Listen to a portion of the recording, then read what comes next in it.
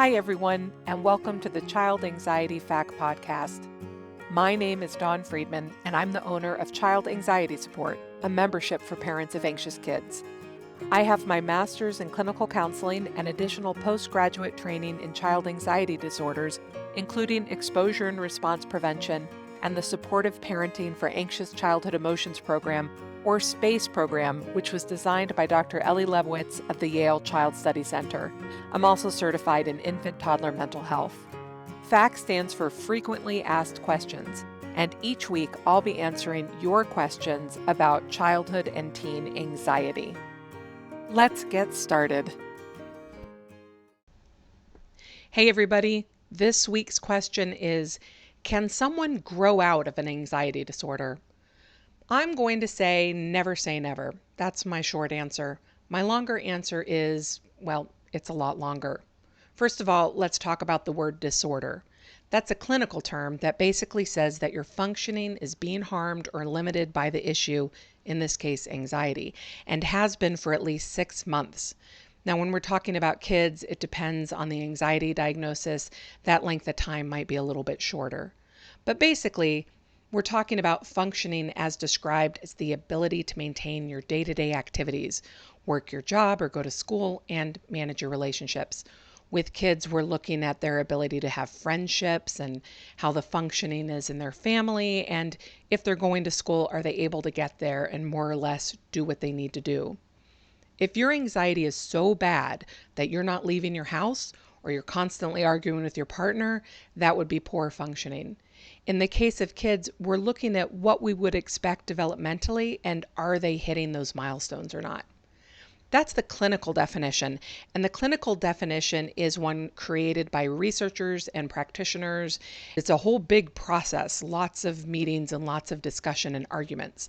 And it may be subject to change as new research comes to light and as we consider what functioning means. People are messy and they don't always meet clear definitions. And again, sometimes our definitions are changing. But the other thing is that diagnosing professionals don't always agree. While we all diagnose under the same defining criteria, which we get from the DSM, or the Diagnostic and Statistical Manual of Mental Disorders, that's kind of our Bible. Ultimately, our judgment is subjective. For one thing, the DSM changes over time. We're on the DSM-5 right now, and we're about to see a new revision. Our clients might see functioning differently than we do or than the DSM does. There are cultural differences, for example, about healthy relationships between adult children and parents. The expectations here in the United States might be different than for a family, say, in China. So we might assume something is dysfunctional and the client may not, and another clinician may not. What I'm saying is that getting agreement on what makes for a disorder is way more complicated than you'd think. Now, all of that is kind of taking us into the weeds, but I always love a good diagnosis discussion because before I was a therapist, I thought the DSM was like a flow chart with clear, obvious answers, and it is not that.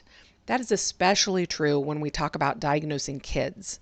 To accurately diagnose a kid, you have to really understand child development and you have to really understand the family culture. You also have to have a strong sense of whether or not the expectations of the other institutions in which the family lives are realistic. I think about a child who ended up with a diagnosis that I thought was an extremely poor fit because that child was in a care center that basically had unrealistic developmental expectations for kids that age. When the child went to another center, those issues didn't exactly disappear, but they became more like realistic challenges. That child went from having a disorder to being a child who just needed a little bit of help. Now, with anxiety, we have a lot of good research, so we can kind of stick to what they're saying. An anxiety disorder means that you are struggling to function, that your anxiety is getting in the way of you living the life that you are born to live. How about that? We can kind of describe it like that. Basically, though, I think that the person who asked this question is really asking if someone can learn to deal with their anxiety without intervention. Can they just grow out of it? And I'd say theoretically, sure, some people can do that. But you have to remember that people with anxiety have brains that are primed to worry, and their brains are not going to change. Anxiety treatment is to help us learn how to live with the wonderful brains that we have. Those of us who have anxiety will always have anxious brains, and that comes with all kinds of gifts too. Anxious people tend to be sensitive in other ways. Some have busy, interesting brains who can see all kinds of danger, but they also can see all kinds of creative and interesting connections. Some people are super sensitive in relationships, which can make them worry about their impact on other people or how other people see them, but also makes them loving and compassionate people. Some see all the things that could go wrong first. They see the world through a negative lens. But that also means that they're terrific at being something like a surgeon, where you need to be really careful. Or maybe they'd be a terrific white hat hacker because they can look at code and see all the ways that you could break it. Basically, an anxious brain has gifts, but it also has big challenges, and we need to learn how to cope with those challenges. And learning that is hard, especially if you're left to do it alone. I think about my own coping with social anxiety as an older elementary student. It really blossomed in fifth grade. And then later as a teen. I think about how some of the coping mechanisms I came up with were the kinds of coping mechanisms I might have been taught by a therapist. In particular, I had a whole visualization I would do at night when I was trying to fall asleep. And that visualization is something that I use in interventions in the kids that I work with now. And I came up with that so you could say, see, she was growing out of it. But I also came up with a whole bunch of unhealthy coping mechanisms, a lot of avoidance, a lot of troublemaking on my part. I also see how my social anxiety curdled into pretty severe depression. I mean, I did eventually graduate high school. In some ways, my functioning was okay, but it could have been a lot better. And I wish that I had gotten good therapy earlier instead of waiting until I was in my early 20s. So I do believe in people's inherent ability to grow and to heal. And I also believe that the people who are really committed to growing and healing will seek out resources and support. They don't just grow out of their struggles, they face them and they find ways through them, including getting help. And the help is here. There's help in so many forms. There's counseling, there's self-help books, there are programs like mine. And I think if we really want to support our kids to grow out of anxiety, then we should connect them with those resources. And we should connect ourselves to those resources because we have such an enormous impact on how our kids function, especially when it comes to anxiety. How the parents deal with their child's anxiety ultimately decides how the kids deal or don't deal with it.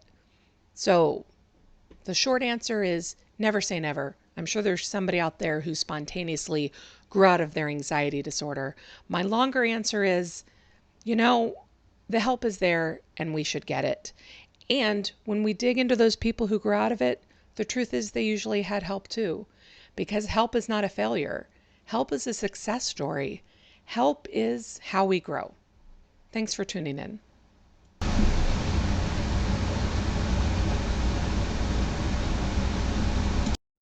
Thank you so much for tuning in this week. If you have a question you would like me to answer on the show, please go to childanxietysupport.com/FAQ. And if you'd like to learn more about the Child Anxiety Support membership, please go to childanxietysupport.com. The membership offers courses, live events, and community to help you design a personalized program to free your family from the trap of child anxiety. I hope you'll consider subscribing to the podcast and sharing it with any friends or family who you think might find it helpful. You can get more of my child anxiety content over at Instagram, where I'm Dawn Friedman, MSED, or on Facebook at the Child Anxiety Support page. Thanks again and have a great week.